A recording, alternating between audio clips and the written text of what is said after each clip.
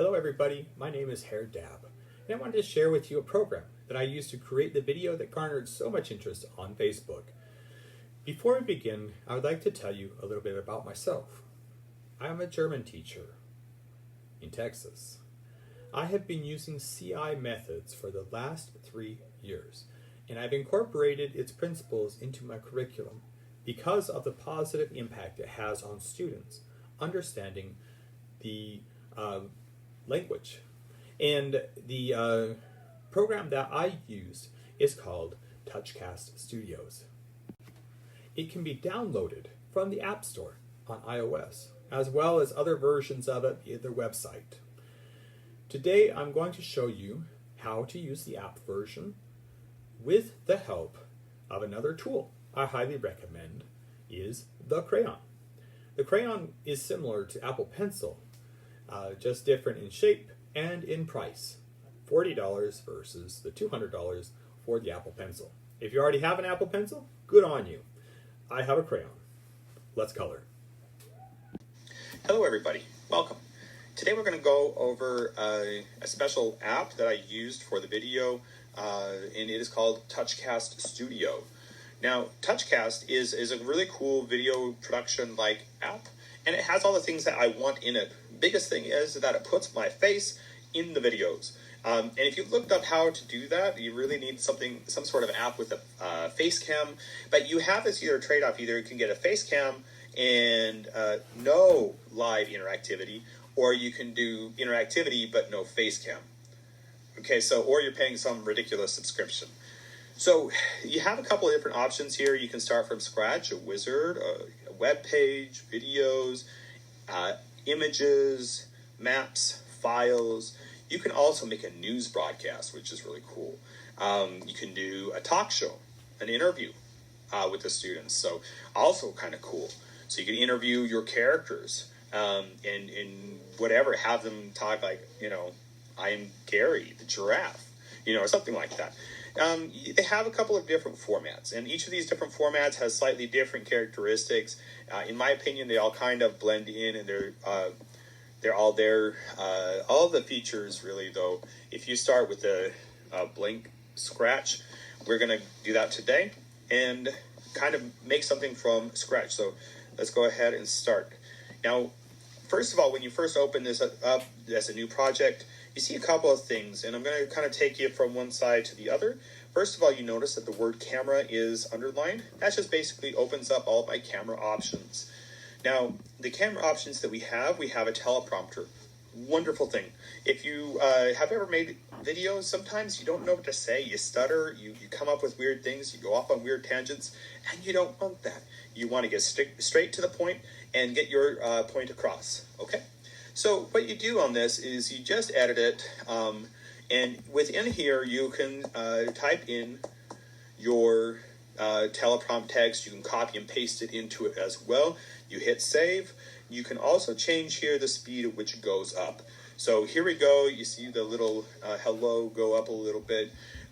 If you have multiple lines of text, or you have switching text or whatever, you can put that in there. And what that will do is it basically keeps you on pace.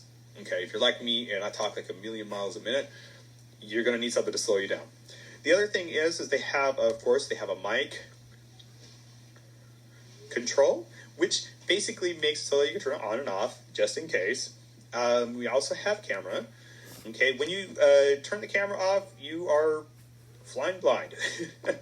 But you can also set this up for more cameras. So you can have multiple cameras up and going. As far as the cameras go, I'm thinking you're probably going to need Bluetooth to make them all sync up. So another thing you can do, you can change the color temp to be whatever. Let's say you want to be that color. I don't know. You can also do some manual. You can also mirror it. So if you're confused about which side is doing which action, you can flip it around. That's kind of a big deal. So down at the bottom, again, when we go into the effects, we're going to go into the effects and let you see some of the stuff. Green screen is an amazing thing. However, ugly if you're doing it in a room like I'm doing. But if you have a green screen or some sort of flat surface behind you, you can put this into your videos without a whole lot of issues. But again, I don't have a green screen and it looks weird. But personally, I'm just fine with that. And another thing that they have over here is some sound effects. Let's say you want to tell a story and you ask a question and you want the kids to know they got something right.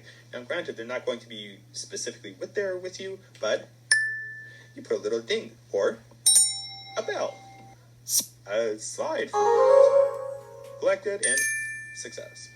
Okay, so those are the types of things you can add into it if you want sound effects. Now, the next thing we're going to show you is the whiteboard. And the whiteboard is really cool.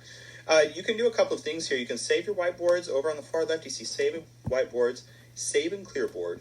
But then here's the kind of the big thing. You have, right now I have it on the glass whiteboard, which means I can draw it myself.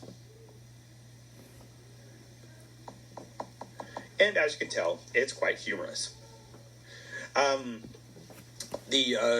It allows you to undo as well. One of the things that you may want to do, though, if you're self-conscious about being in front of the camera, you are going to be able to use what I used in my last video, which is chalkboard. You can also use a whiteboard, okay? If you know somebody who has a math personality, or you want to teach something using grid paper, you can also use these grid papers. So all of these are really good tools. But again, you have to think about what is it that you're presenting and how are you going to get the students to be interested in. And changing the background is one of those ways. Okay. Now, down here as well, you have an instrument picker, which gives you a couple different options. I like the arrow because if I do this, I can tell people exactly where to pick. Pick here. It's just joking. Yeah, that's my humor. Okay, and you can also, if your handwriting is like mine, there's also a text. So what I can do is I can type up here, and I can say hello, and I put it back down. Now, what does that do? It changes the game, maybe not necessarily when I'm on like this, but I can do this. And again, it teaches you how to use, you're just typing in the stories, okay? Again, you might need that extra room if you're like me, big handwriting, and sometimes things just look a little bit messy. So the other thing is you can change the text type, the fonts are in here, and you can kind of pick whatever kind of font you want. You can also change the text size, which is really cool because, you don't know how long your story is going to be or how much room you're going to be needing. Now, one of the things I'm going to be doing is I'm going to show you real quick. Let's say, for example, you have your... Oh, I got the wrong one there. I'm going to change it to my pen, and I'm going to, I don't know, maybe I'm going to make a character, and my character is maybe a boy who's happy, and he has hair. And over here I have my story. Now, one thing you notice about me is that I'm not in here. You say, Hair Dab, how are we going to do this? By the way, when you're doing this, make sure you hit that little record button down here. You're going to see the countdown. You say, hey, here's a boy. What's it? It's a boy. Here's the story over here. Look at this story. Isn't it great? Now, once you get to this point and you're like, I like that, and I want to reuse that, because, many of us, when we get done with a story or the one-word image, we take a picture of it, and then we hurry up and write it all down. Cool. Or we can export it as a VApp. And as you can tell, it kind of did like a zoomy thing, and I'm going to show you how to use that in just a second here. So let's go into titles. And titles I'm not going to spend too much time on. Basically, if you want to change your titles for any section of your video, you can do that. Helpful, for sure. I personally haven't done a whole ton with the titles, but let's say I put one in. And when you can also change here that how long that title stays in. Useful, maybe. It depends. Use your imagination. The next thing I'm going to show you is how to do VApps. Okay, VApps are basically when I hit that button here on the whiteboard, it says export as a VApp over there on the far right. You go back into here and it saved your board. Now, if I change whatever it is on the other board, it is now going to play with this board. The good thing about this, though, is down in you see the 4 squares? Over on the bottom right, I just put myself in here. I can move myself around in case I use the wrong part of the board, or anything like that. And again, okay, so I've recorded some of it. Now I'm going to hit record on here, and I'm going to record. Hey students, what happened to the story? Can you find this answers? Here's an answer, here's an answer, here's an answer. Did you get them right? Cool, okay, excellent. And then you go ahead and pause it. Now what that does is it creates a little video, and you hit the word done.